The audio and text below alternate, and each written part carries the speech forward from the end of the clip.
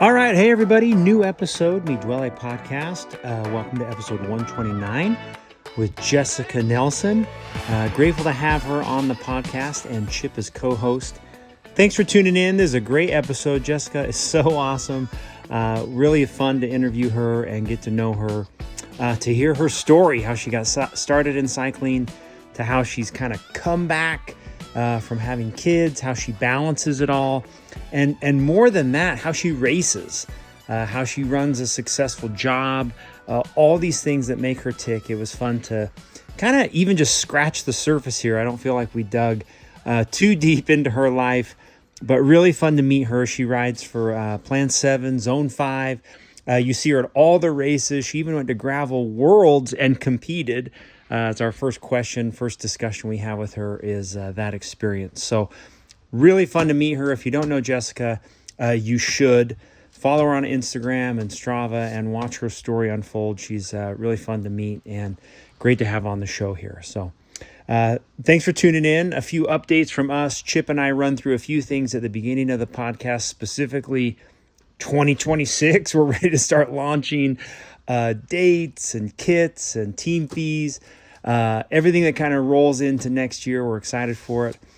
Kicking off our Zwift season with Justin Spangler and Clark Davis kind of leading the way for the team there, setting up rides, organizing our calendar.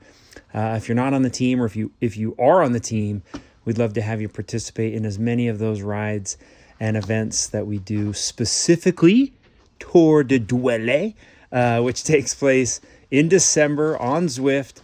Huge shout out to Jack Bourne and his fellow teammates who helped run that and organize such a fun week of racing, prizes, raffles, just an incredible experience. So that's coming up in December. Hopefully everybody can participate. Anyway, grateful for listeners, thankful for our incredible sponsors. I know last time we highlighted a few of our sponsors, gave a few shout outs to those who are making the team possible, making it available for so many people to participate and to have a great experience as part of this Utah cycling community. So huge shout out to Me Duole's sponsors and those that are on the team, but also contribute as a business to help fund all the awesome things that we do, specifically this podcast. So huge shout out to Formula 369 and Eric Ellis, all that he does to sponsor the team, to be part of the team, and to make it possible for us to do what we do. Also, Dan Mills, huge Dan Mills fan. He's been a part of our team for years now and is always a very willing sponsor. Dan runs a very successful physical therapy business that many of the team frequent for ailments and rehab. So we're grateful for those two teammates and many more, which we'll continue to shout out and make it possible for us. So, all right, let's get to it. Thankful for Jessica and Chip. Enjoy this episode. Thanks.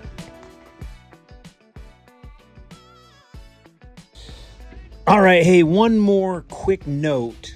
About 30 minutes into the podcast, there are a few jumbled up parts of the recording. It looks like maybe it jumped like 1 or 2 seconds and it misses a little bit of Jessica's answers or Chip's answers. So it looks like they were just like missed in the recording. But you can kind of, you'll hear it in the middle. Hopefully it's not too distracting, but sorry about that. Little technical glitch with the recording. Happens about 30 minutes in. There's a couple of them, but all right. Thanks. All right. Hey, everybody. Welcome to Me Duole podcast. Chip, how are you? Yes. So good, Stu. Things are great. It is a fun time of year. It is. We're kind of like morphing into 2026, updating the website, kit design, team camp, Canyons challenge date. It's all kind of, here it comes. Man, it's so fun. It's so fun. Also, not to forget about Zwift and some of the holiday challenges. And That's right. we had a white rim group just recently. So good. Let me introduce our guest, and then you're going to talk about White Rim. Jessica Nelson. Jessica, welcome. Hey, thank you. Thanks for having me. We are grateful to have you on. Jessica, if you don't know who Jessica is, you've had your head in the sand in Utah cycling. I mean, you're everywhere, and it's really fun to watch your journey, which is what we're going to talk about today. I can't wait to talk about it. So thank you. Grateful to have you on. Thanks. Thanks for having me. Chip, white rim. We need a 1 minute report. Um, for those of you that have had the experience to do white rim either in a couple of days or in a day, you know that it is the most magical 100 miles on a mountain bike that you can do, especially when the conditions are primo in the fall or in Mm, the early spring and the dirt is perfect and you have a good group that you're just moving along. I mean, the sights and the trail, and everyone will argue which direction is the best way, clockwise, counterclockwise, but in the end of the day, it's just one of the best rides of the year. yeah. So Jessica, have encourage you done it? everyone for next year. Jessica, have you done that white rim in a day? No, here's the sad part about that. I don't Okay. have a mountain bike yet, and so I really need to get one because I know I gotta cross White Rim off my list. I mean, I saw Mm. some old Instagram posts with you standing with an old 27-inch mountain bike, though. I Oh, mean, I know. Well, that was a fun time yeah. where we rented hardtail specifically to go ride in Mm, Park City. We had no okay. idea what we were doing. That was before I'd even started gravel cycling, and I liked it. I know I will love it. I just haven't gotten one yet that I Got it. that I own. Mhm. Okay. Very good. Very good. Dave or Chip, any report on Dave? How is Dave? I mean, was Um, just we need to Dave check in. Brinton, Yeah, we got to yes, check in with him. All good? so good. Yeah, so good. He is. I believe you referred to him as the mayor Mayor of of the White White Rim. Room, and I will second that. Just because he's such a great host I know. and just make sure everyone is doing well, and Camille is the same, and so Yeah, amazing. very good. Chip and I are in the middle of calendaring for 2026. So, Canyons Challenge, we already set the date in August. Remind me, the 22nd, Spence. Yep, Let's make sure that's good. it's the 22nd. Team camps on the calendar. And then soon we're going to be releasing kind of like the team dues, team kits, that whole package is coming soon. So, looking forward to that. Jessica, me and Chip see you Mhm. out and about. Oh yeah. I have a short introduction about you, but I honestly just wanted to dive in to. I mean, you went to Gravel Worlds. You wore a USA jersey. Like, before I introduce you, let's just start there. Can you just talk about what you were doing, like how it Yeah. went? Okay, let's do it. Yeah. Go for it. So, this is a relatively new UCI event, right? It's only been held for a few years, but as soon as I heard about it, it was something that was just in the back of my mind, like, man, I would love to be there to do that one day. Um, and so originally this race was going to be in Nice, France, and my mom was thinking about doing an extended stay there. So I was like, that's perfect. I'll go and stay and see my mom and do the race. And then they canceled it, and it actually was up in the air where it was going to be for a while. But then a few weeks later, they announced that it was going to be in the Netherlands, and then I still was like, oh yeah, I gotta go. So, um, going backward in time, a year ago, I was just barely getting back on the bike after having my third child, and that image just compelled me for months. It just motivated me to think about like, what if you could be in a USA jersey racing in Europe, and it doesn't even matter like that it's like amateur level, whatever, but just that it'd be that kind of level of competition in that place. As someone who grew up watching cycling and loving the Tour de France, like as long as I can remember, like I remember my dad watching the '99 Tour de France, and I've watched it like every summer since then. And so, yeah, super motivated by that idea. And so I worked towards it for months. And it was everything that I hoped it would be and more. It was a really interesting course, very different than the gravel cycling that we have here in the US, Hmm. in the West, right? It was very punchy. So like it was about an 81-mile course with like 4,500 feet of elevation gain. So just yeah, kind of up and down, rolly. hills and man, the roads there super narrow, right? And we went off and on of bike paths and narrow roads through fields there, but in like these small little villages, we did this like kind of 2.5 laps on this course. Um, so yeah, it was incredible. I got to the start line Mm. 2 hours early, and of course, people are still lining up, and I knew it was going to be like full guns blazing right from the start, right? Because people are rolling up or warming up on rollers right next to me, right? So Mhm. about a third of our field was Dutch, wearing their, bright orange Wow. uniforms, which was Yeah. cool. And I just knew like these girls know how to race, right? And Mhm. and you could just tell like they have such a depth of experience. It felt a little bit like to make a maybe a college football analogy, it'd be like coming from the Mountain West and playing against the SEC. Great, Like kind of great, that's very good that's what connection. it was like, and I kind of knew that going in. That's what I anticipated, just because a lot more girls start cycling there at earlier ages, right? Mm. Um, and they have such a high level of competition there.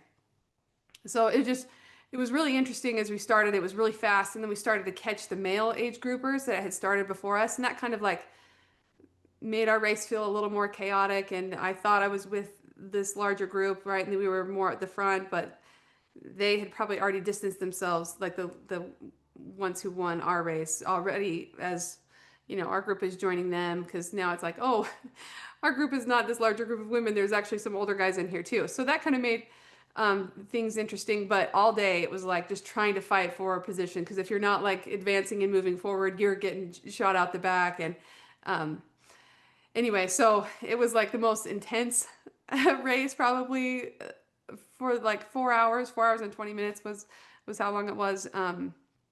Came in about mid pack, which was great. I mean, I wanted to do well, but also I was just really thrilled to be there and to have that experience. And so yeah, I just was super lucky to be there. I had lots of support from local cycle community and my friends and family, and it just meant so much and was like one of the greatest experiences of my whole life. So Mm. yeah, couldn't say enough fun things about being there, racing in Europe. Next to me we've got Italians, Germans, Austrians. Um, so cool. Highest American Mm. finisher, is that correct? Yeah, and so I don't remember exactly how many Americans were in our race field, but I was the first American that came in. So I think there might have been three or four of us. So highest American finisher in that race. And what was interesting is the elite women did the same course that we did. They just started 20 minutes earlier.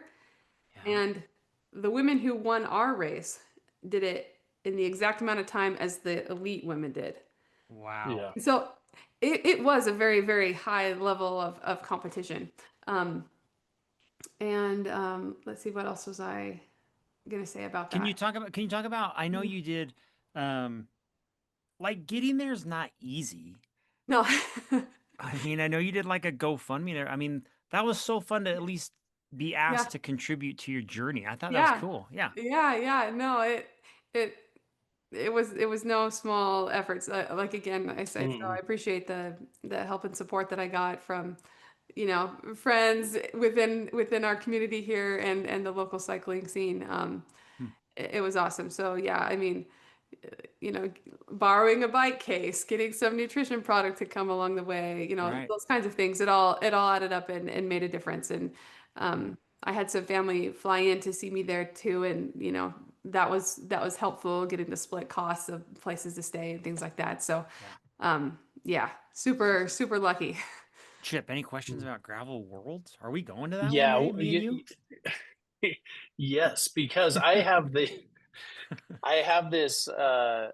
this theory of survival of the fittest, and by the time I'm like the U90s group, I I just A field of four. anticipate I'll still be able to ride, and that is when I podium That's so in Worlds. No, the No. question I really wanted to ask is how cool was it when you are dropping those ladies in those Dutch ladies that you talked Uh-huh. about that just look Uh-huh. like Uh-huh. Fierce. Yeah. Yeah, no, it was really incredible, and I mean, I spent a lot of time with some mixed groups. This German and Austrian girl and I rode together for a while, but also there were some other women from other age groups that had kind of caught up to us, right? So um, there was, just a mix of ages and nationalities, but it was cool to see, all these different countries represented, right? And like I talked to this one girl afterwards. She was from Australia, and I told her, "You've rode so strong all day." And she's like, "Really? You thought that?" I was like, "Yeah." Like I had her fixed. In front of me as like a group to kind of catch up to and spend some time with. And what was kind of fun is towards the end, I knew it was going to come down to like a sprint sort of with the group that I was with. And so I was like, well, I want to stretch this out a little bit and make him chase me. And so anyway, that was fun. And like, okay, wanting to beat this Belgian girl beside me, like, you just don't get to think that way very Yeah. much, obviously racing here in the US, but it's fun when there's a little bit of the national competition added to it. So Mm, cool. So fun. so cool. The one thing I don't know if I know is how did you go? How do you get to go? How do Yeah. you determine? Yeah. So, there used to be only one qualifying race in the US, but now there are two. So Oh, there's one in Arkansas. It's called the Highlands Gravel Classic. And okay. then there's one in California called Mammoth Tough. And the very interesting thing is the one in Arkansas is in April. So it's the beginning of the year or, earlier in the season, right? And the Mammoth Tough one was in September. So I had intended to go to Arkansas and do that race, but it's a long story. I was moving right before I was going to go to the race. And this sounds like made up, right? Um, it was wet when we were loading up the last few Oh things from no. our garage, and the ramp of the moving truck got slick. And so I slid off of the moving truck Oh my and goodness. face planted into the asphalt and gave myself a concussion. Get out of town. So, yeah, I know. So, literally, I'm like, oh no, I don't feel good. And then I'm in my car. I pass out in my car, end up going to the emergency room. I was fine, even just a few hours later. But anyway, so I was like, maybe should I go? And ultimately, I decided not to go, not to race. So that means I had to wait until September to qualify. But in the Mm, meantime, I was like, working toward this world's as if I was going to go. And luckily, it did all work out. So I went out to Mammoth Tough in California in September, and that's a really, really cool place, the Eastern Sierras. But it was a really, really tough course. It was really Mm. sandy. It was 90 miles long. Anyway, I would have much preferred to get it done earlier at Arkansas, but didn't get a chance to. But that's cycling. Like you kind of got to roll with obstacles and things. Plans change, and you got to figure out how to adapt. So Great, mm, what we did. great conclusion there. That was a great connection of the mhm. story. Very Yeah, good. yeah. Maybe let's introduce you Okay. for people that don't know you. Um, I've got a short, I'll read this little paragraph from your husband, Jessica, a passionate cyclist, dedicated academic. We're going to have to dig into that. Proud mother of three, balancing research, parenting, and life on two wheels. She offers a distinctive voice to the world of cycling.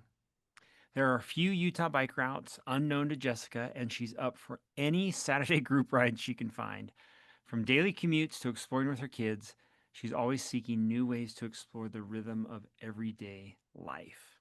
Do you want to Mm. expound on some of those things, like maybe where you grew up, where you work, Yeah, just a yeah, little background? Okay. yeah. So, as an academic, I guess that is true.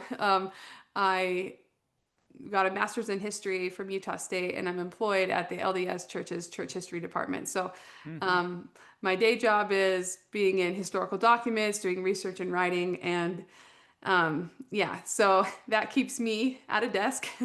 But right now, at least my window faces Immigration Canyon.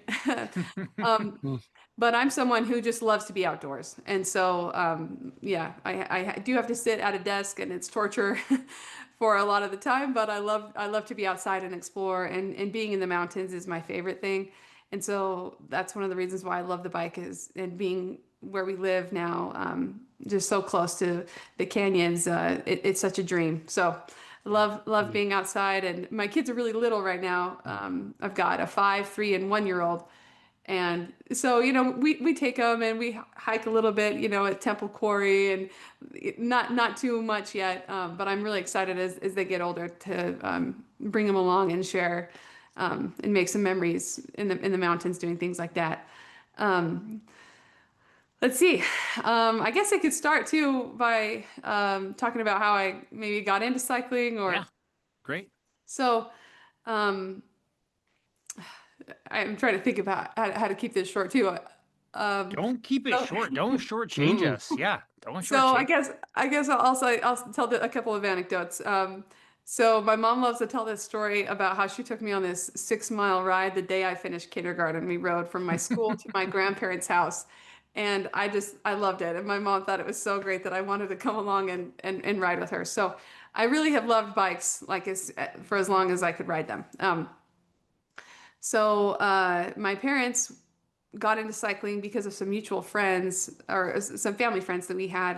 We lived in the Portland area at the time, and lots of people in Oregon like to ride bikes. It doesn't feel like it's very competitive, or at least as I felt it and interacted with it when I was growing up there, it wasn't like it was competitive, but lots of people like to ride recreationally. And so my dad and his buddies would do this ride from Seattle to Portland called STP. Have you guys Mhm. heard of that? Yes. Mhm. So my dad did that several years when I was growing up, and my mom would take us to Portland to watch him finish. And I just remember thinking, like, when I get older, I'm gonna do this. Like, I really want to ride like this. And so I didn't get a road bike until I was after my freshman year of college. So I was 19 years old, and that's when I bought my first bike. It was a $600 Fuji Rube, like nothing special. Mm-hmm. But I put thousands of miles on that thing, and like from the first ride I did, I was like, oh, I love this so much. So by that time, we were living in Boise, Idaho, and I feel like if you can fall in love with cycling in that part of Idaho, you can fall in love with cycling anywhere, right? It's just um, very flat. The roads are kind of narrow. I just felt like the infrastructure is not great for cycling there, at least where I lived and where I rode. There were lots of goat heads. And so, anyway, I did start riding there, and the first summer I did a century and thought that was great. Then the next year is when I did the STP with my mom and some other friends for the first time, and that was so fun. So, like, I had grown up watching my dad finish, and like for the first time, I got to do my first double century, and the feeling that I crossed, or the feeling I got when I crossed the finish line was just amazing. So my first experience was kind of like, oh, this is something that my parents and their friends do. I didn't ever see or interact with a lot of people my age, or even other women my age uh, doing this. So off and on through college, I rode and um, I did the STP again the next summer, and that was really fun. And then my family moved to Utah, and then I was like, oh, okay, this is where it's at as far as riding goes. Like I loved riding here. So just like being a busy college student, a lot of it was just doing it in the summertime. But there was one summer where I didn't want to pay to fix my car, and so I commuted from my parents' house to Provo to do my job, right? Like Nice, it nice. was 37 miles round trip, and I did that all summer. So yeah, I fell in love riding here, and yeah, it's been so fun. But going back to when I was a kid, I loved watching the Tour de France in the summertime, and then I would go down to my uh, local park where my elementary school was, and I rode on their like walking path, and I would do like 30 laps to get 10 miles. My brother and I would do that. Like I've just kind of always loved it from that sense, but it took a while to transition into like the competitive side.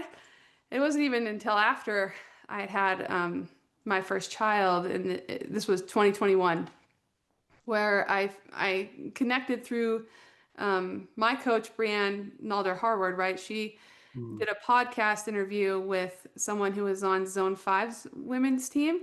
And that's where I realized for the first time, like, oh, there are women my age who are on amateur cycling teams, and like there are races you can do.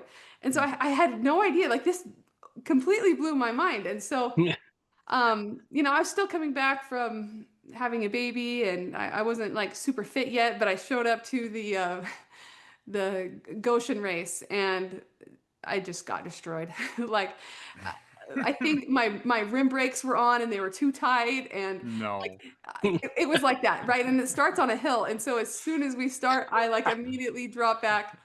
And anyway, I tried to, be in good spirits, but I was almost laughed on that course. It was not great.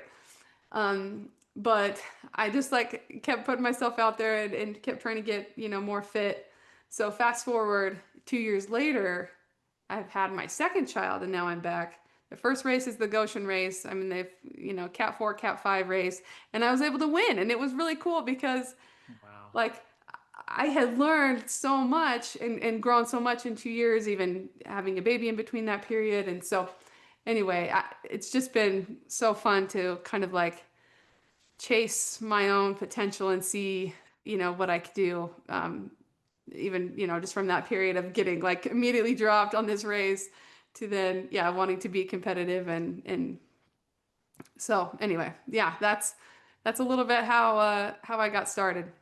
Very cool. Would you, Mm. um, when you look back, I mean, did your parents, I mean, it doesn't sound like they really were like, you need to get into this. You need to do Uh, this. You just kind of, this is like a Yeah, pretty natural progression of you yeah, enjoying this sport, right? yeah, yeah. Oh yeah.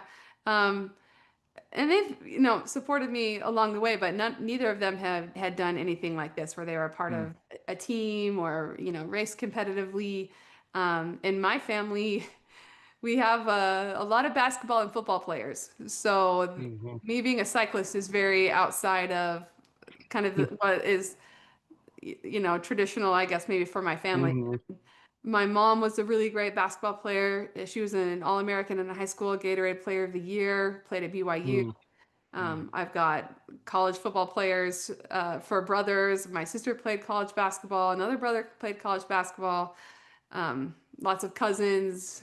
One of my cousins played in the NFL. So lots of football and basketball. But so I didn't have a lot of guidance on the cycling side of things, at least internally from my family. Like my dad showed me how to change a tube and that sort of thing, like when I was getting started. But I've just been able to learn a lot by interacting with the community here, and with the great coaches that I've had at Plan 7. They've been awesome to work with, off and on over the years. They've been just really great, and in the community too. Like I've loved all the interactions I've had with Duole, some of the rides I've been able to join. You said it so I well. know. That's better than I our team members. Very good. so well.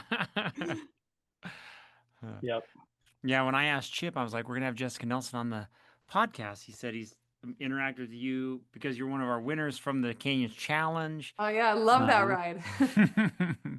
Very cool. Chip, any questions for Jessica about background or history, anything? Yeah, yeah. It's really fun to hear um the connections with your family, and the different sports that they all play, and you feeling, I think that every one of us that like truly loves cycling has felt what you described there, where you're like, well, tomorrow, mom and dad, I'm riding 100 miles up each canyon and down each canyon.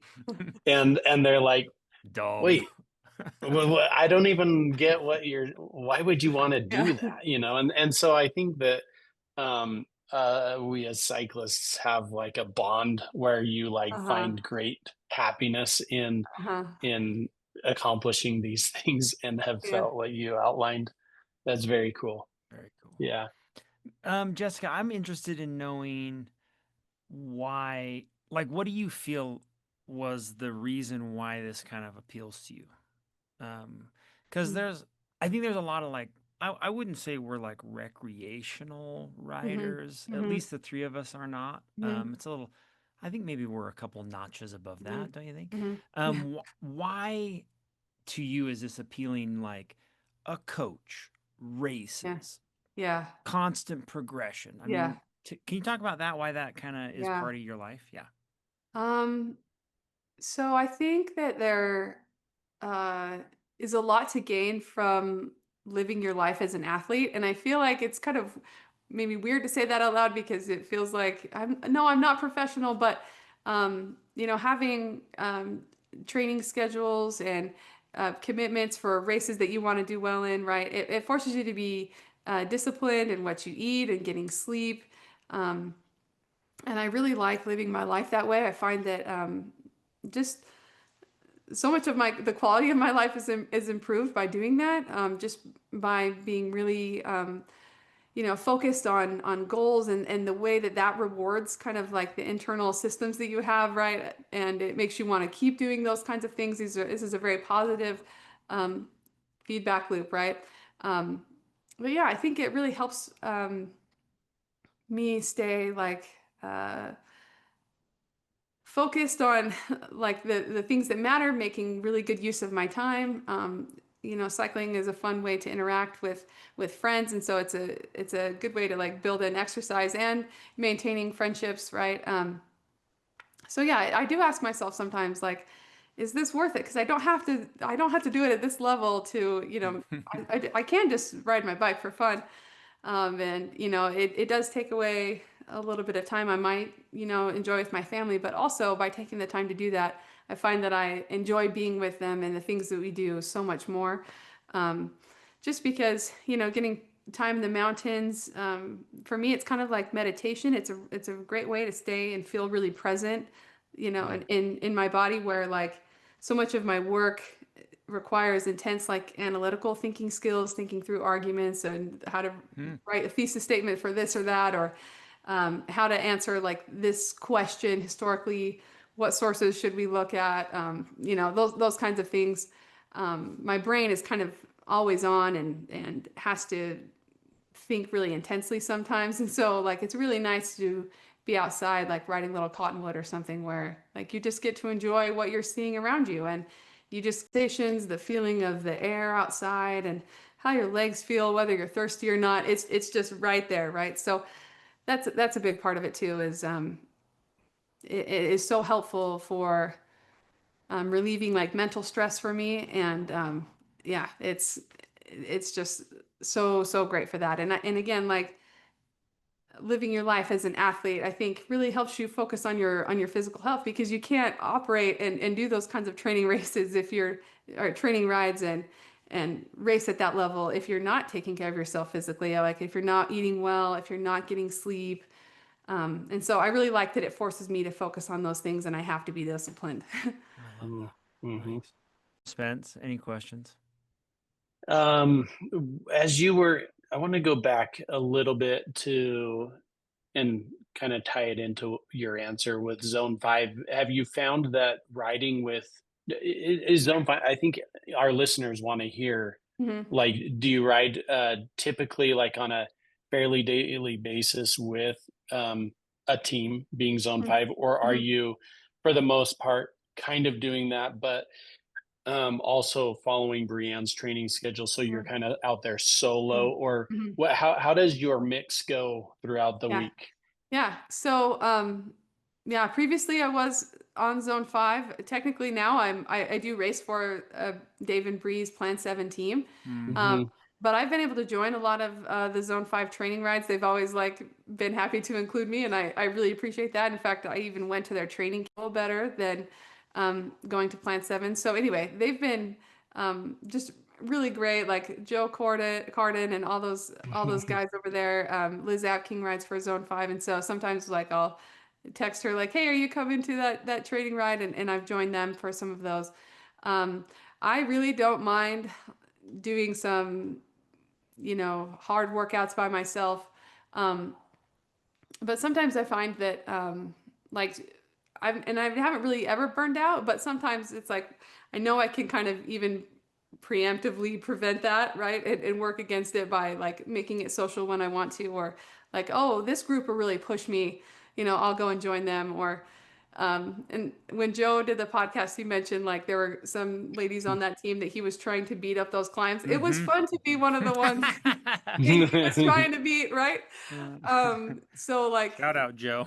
yeah, we Yeah, had I do a lot of structured workouts, like lots of yeah. lots of intervals, and I do like the programming. Usually don't mind it. but it is fun to build in some kind of more social climbing and riding too. So, Yeah. Can you talk for a minute about, I'd love to ask questions about you being a mom. mhm, Like what that journey has been like. Has it been fun with this yeah, sport? Have you been yeah, like stretched with it, or are you pretty carefree and you're just like, whatever, yeah, I can fit this yeah. in? Yeah. Can you talk about that? Well, I feel really lucky because being a mom has made me a better cyclist, like, and a better athlete by far. Mm. Um, Kind of a really cool backstory. My mom had me in the middle of her playing career at BYU, right? So she lost her scholarship, moved away from Provo, and then they called her up after she had me and were like, "Hey, you want to come back?" And she's like, "Yeah." What? Right. So Wow. she worked her way back onto being the traveling team, and then she worked her way back into being a starter after she had me, and she was doing 18 credits. And so, like, because she wanted to graduate on time, and so she was taking even more than most athletes do, right? And so that's the example that I had set for me by my own mom, and so it kind of showed me like it's possible. And she told me after she gave birth to me that she got leaner and stronger than she'd been even before. Mm, And so I was really fortunate that the same kind of process worked in my favor. For whatever reason, after being a mom, I became a stronger and better cyclist. And also, it made me Mm. more disciplined with my time. I was really struggling like 6 months postpartum. It was also winter time. And I was like, okay, I got to do something. Like, I got to have something to look forward to. And so that's when I signed up for Lotoja. Because I was like, you know what? I want to work towards that this year. And so, yeah, I have a really, really supportive husband and partner who, wants me to go out and ride on Saturdays. And I'm really grateful for that because if, he wasn't, then it would be really hard for me to do. So it's all possible in part because of him. mm, Um, but another thing that I kind of took from my mom is like, I mean, just even the fact that I remember that and it empowered me as her daughter, right? I kind of want to do the same thing for my girls, right? To show them like, being a mom doesn't change or doesn't end your athletic journey, right? It might even propel you in new directions. And you might even find that it gives you some strength and some deeper wells of some kind of mom strength that, you didn't even know that you had. And so, um, yeah, it's definitely made me a better cyclist. And yeah, I try to ride as much as I can early in the morning, so I maximize my time with them. Um, and the most interesting aspect of this conversation actually might be like, what's it like, nursing while also training? And Mm. there's a lot of intricacies to that topic too, because I nursed my third baby, my son, just until right before Worlds, so over a year. Wow. Yeah. And Mm. that just requires like lots of hydration and lots of calories. Like you just got to be Mhm. eating a lot of food, and um, there's a lot that goes into intentional fueling that way. And I tried to stay hydrated, and even I found out this summer like I wasn't maybe even hydrating enough because it's just so dry here. Mm, Um, Mm. so anyway, yeah, there's a lot that goes into it, right? So there are mornings where I want to hop on my trainer, and so I go and wake up my little guy at 5 a.m. and I nurse him really quick, and then put him back down so I can go and work out, right? So there's just so much that goes into it that you don't even see, right? Like I show up to a group ride, and Mm. the guys don't even know what I've Mm-mm. what I've been doing and what it took for me to be there, right? Um, mm, but yeah, I've been fortunate to find ways to make it work. And um, yeah, I wouldn't trade being a parent for anything. I do also love this cycling and riding my bike, and somehow it's a lot to juggle and balance sometimes, but I love that it adds a lot of fullness to my life. And all these things kind of add energy to the other systems, and it works out somehow. what a great answer. Very cool. Mm. I like that. Man, I'll always remember that whenever I so see good. ladies at the group rides. I'll be like, Yeah. okay. I did. Yeah, And that's so awesome. when I showed up at Crusher this year, I remember pumping in the bathroom at like Oh my gosh. it was Yeah. we had to get up early for Crusher, right? Yeah. It was probably 5 a.m. and I was like, no matter what happens today, I don't think there's anybody that's showing up to this line having to do this beforehand, or, anytime I didn't feel great about my results, I'd be like, but I probably got first place of the people that are breastfeeding right now. So Yes, yes. Absolutely. Yes. we'll, Yeah. we'll, we'll count that up to a win. And really it does feel that way, that like, Hmm. just being here is a victory in and of itself, right? And, whatever the results are, they kind of sort themselves out. But, yeah, that does kind of give you a lot of confidence that like, it's a little bit harder maybe for someone like me or in this situation to be here and to do this, and then there you are, just doing it. Yeah. Yeah. So good. I've hogged the Mm. questions, Chip. I'm sorry. Yeah. We've got an agenda No, here. no, they're Yeah. so good. They're so good. And so Jess, when you are not writing, Uh-huh. um, talk about other hobbies that you enjoy. And a lot of that I know has to do with your family. Uh-huh. I mean, 5, 3, and 1. What do you guys enjoy Yeah. going to do? Getting out and doing what? Yeah. I mean, my kids love to go to the parks. My my 5-year-old uh, loves to run. And my husband actually, he was an all-American track athlete in college. He ran at Utah State and he was very fast. And he's very humble, like he wouldn't really like lead with that about himself. But anyway, so when we had our oldest and she's 18 months old wanting to run up and down the sidewalks, I'm like, oh boy. Right? Yeah. I just know I'm going to be going to a lot of track meets in my future. And that's one of the things too that like right now my kids aren't in a lot of extracurricular activities, but I know that will like dominate my life at one point, right? Mhm. So Yeah. I'm kind of I like, think you don't have a choice. They are going to yeah, dominate your They life are going based to. on these genes. It's Based sounding on the like. yeah. genetics. Yeah. Right. So yeah, we're not going to all day Saturday track meets yet, but I know we will. And so yeah, she's a very active child, loves to run and ride her bike in our backyard, and we go to the library. Kids love to do that. They've loved the little hikes and stuff that we've done with them. We go to the zoo. Um, so yeah, we're kind of at that phase, trying to manage activities and things that like a 1-year-old could do and you could take them to, and also older kids. This past year, I did take my girls to one of the plays at the Hale Center Theater, and I do love the arts and theater. I did a study abroad in London, so I love going to Shakespeare and doing musicals, and they really enjoyed it. Was Finding Neverland. So I know we're going to be going to shows and things like that too as they get older, because I love, like, I played the violin in high school, so I have this appreciation for music. So yeah, we'll do stuff like that as they get older and are ready for longer sitting down and being still kind of things. Mm. Cool. Stu, I have Just another question just yeah, right yeah. off the bat. Hmm. Just you, Ventum has been your go-to. Like you're racing Ventum Uh-huh. on your gravel bike and on your road bike. Uh-huh. Yeah. Correct. Everyone wants to hear this. Now, I just have a shout out and also a thought is that mountain bike that you want, all you need to do is tell Ventum I know, right? to I create a know. mountain bike, and then I you've got know. that. And how's the relationship? How's Ventum going? Do you love the product? Oh yeah. Um, the GS1 I have is their second generation, so I would love to upgrade my frame sometime. Maybe this next year we'll like talk to them and see. And anyway, but I've loved the GS1. Like that is such a fun bike to ride. I've absolutely loved it. I've did a couple of gravel races in 2023, but this year in 2025, I really like, that's what I filled my race calendar with mostly, was just gravel races. So I did the whole Utah gravel series, and Mm-hmm. Bentham is a sponsor there. That bike handled all of that super well. I took it to BWR, Cedar City. Um, Mm-hmm.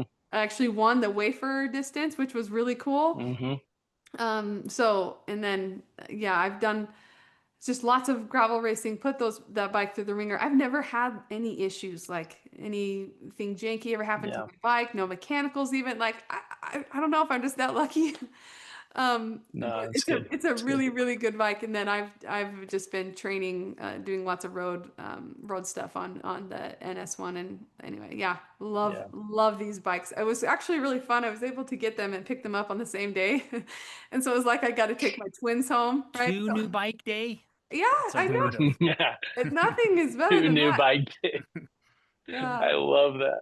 So they kind of came out at the same time, and then I just waited a week or so and just picked them both up at the same time. So it was like, oh my gosh, Wow. I have a new bike in each hand. Like, who's that lucky? But yeah, so Hmm. awesome. I love Ventum. If we So were good. Jess, if we were on a ride, I would want to dig in just a tiny bit more into your job. Uh-huh. That is very interesting. Do you want to talk about it for a minute? How you found it, how you got into it? I Uh-huh. mean, just maybe just a little, just give us a little Yeah, taste sure. about, yeah, more about what Sure. you do. So, as I was in high school, my favorite class was AP US history. And then when I was at BYU, I wasn't really sure what I was going to major in. I never anticipated having a career. Um, a lot of women my generation might feel like what they were told is to kind of have a bachelor's degree maybe as a backup plan. But, I ultimately fell in love with American studies and doing American history. And then I thought, well, maybe I should just keep going to school because I don't know what job I'm going to do. So anyway, I went to Utah State and got a master's degree in history. I studied Utah during the civil rights era, so I'm interested in race and politics um, Hmm. and religion a little bit there. That's what I did for my master's thesis. And then I got an internship working for the church history department um, for a year. And then I had some guys who were on the Joseph Smith Papers project who came up to me and were like, "We think you should apply for one of our openings." And I was like, kind of taken aback, like, "Really? Me?" I didn't think that I was like, qualified for that kind of work yet. But I really was. I just kind of needed some of that extra encouragement. And that kind of tracks with what the research shows, like how women feel in the workplace. They sometimes don't apply for things that they don't Mm. because they don't feel like they're qualified yet. Right. And so anyway, borrowing some confidence from them, these guys who were like, no, really, you should apply for one of these positions. I did. And so I started working for the Joseph Smith Papers in 2018. Hmm. Um, and yeah, I've just been involved in various research and writing projects ever since. And yeah, I've been able to do some really cool stuff, like dig Very into, cool. studying like uh, religious persecution in the 1830s, things like, politics and religion and abolitionist thought, right, from the 19th century, but also a lot of my research has gone into the 20th century too. So I'm kind of like, I don't have a specific area of expertise, but I've worked on stuff from the 19th century and the 20th century. And yeah, so I think as a historian, as an academic, thinking about change over time and like what the cultural influences, what informs the context of our times, all of that is really interesting to me. So I do, come across maybe academically minded, or I think about sources and the validity of where information comes from, that sort of thing. So that kind of accuracy, how do we know things, what is reliable information, where do we get that? I think about those kinds of things a lot, so that comes across in my interactions too. What a cool job. Yeah. That's awesome. Yeah. Very Mm. awesome. Um, Chip, I have another question, unless you want to go. No, go Okay, for okay. it. That's so good. So Jess, good. you are involved in a lot of things. I know it's exhausting, No, honestly. that's what I want to know. Are how do you tips, tricks? I mean, when you look at your own life, like how are you keeping it up? Are you just like naturally energetic? Is there certain things you do? I mean, Yeah. you talk about that. Yeah. Well, for one thing, yeah, like I said earlier, I'm very lucky because my husband is so supportive, and he does a lot to just make all of this possible. Hmm. This is like the real truth is that he makes and grocery shops and makes all of our meals, right? So like Nice. that's one thing that I don't have to do, and he's such a good cook, so we just kind of let him kind Mm. of take care of that. But we shoulder responsibilities between the two of us very well.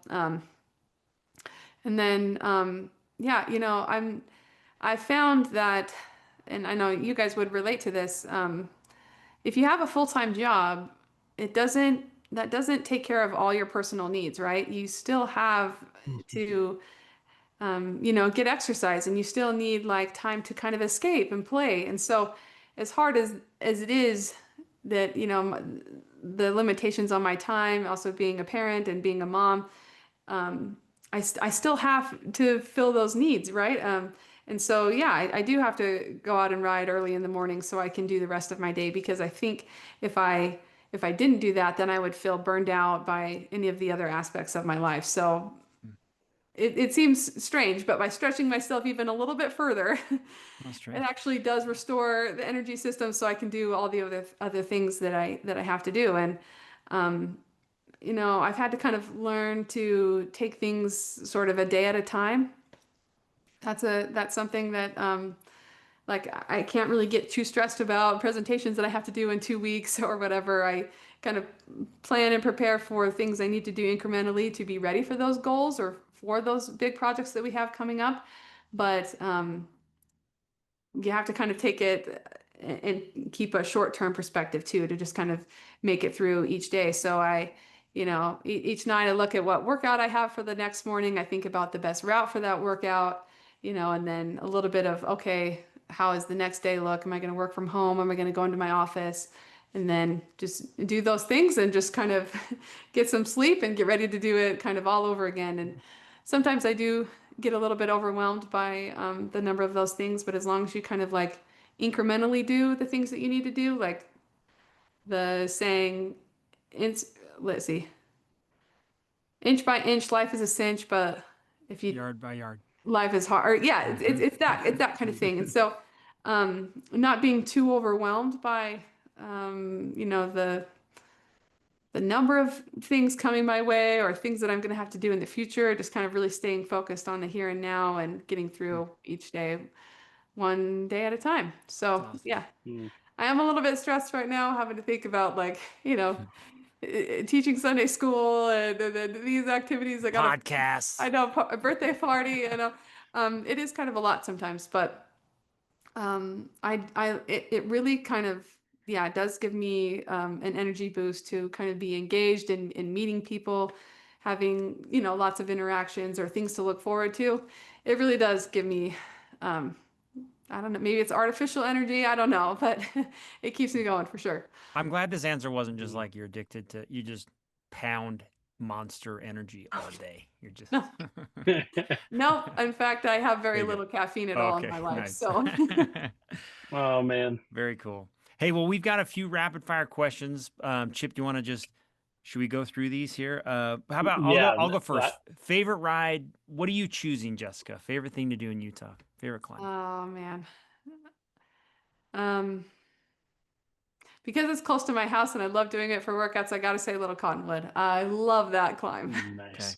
Oh, nice. Good that one. is so awesome. And then you get home and favorite post ride uh meal or treat or Yeah. recovery. Yeah, I love like a sort of chocolate milk, or like Endurance First has, or First Endurance has like an, they call it Ultragen, right? It's like a recovery drink that's cookies and cream flavor. I love that. But also I love making yogurt bowls, like non-fat Greek yogurt. Hmm. Oh, Add some berries, add some bananas, a little drizzle of honey, maybe a scoop of granola. Yes. I'm a Oh, big I'm a big yogurt bowl fan. that I is great. had it It's this this morning. this It's question's so good. always pizza or burgers. That was a great answer. Mhm. That was great. Very good. Okay. Dream bike or gear, maybe that yeah, if money wasn't Oh, a constraint. Yeah, what is oh, it? I don't know.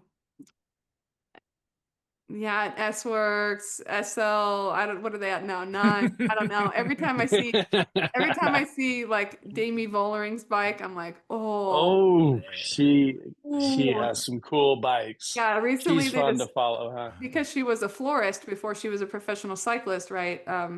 Oh, They did cool. this flower motif on her recent bike. Yeah. It's just gorgeous. So maybe something like that. Cool. But I do need a What mountain bike, so maybe right now the next one I want is a mountain bike. that's awesome. What podcasts do you listen to or type of books are you reading right now, Oh, Jess?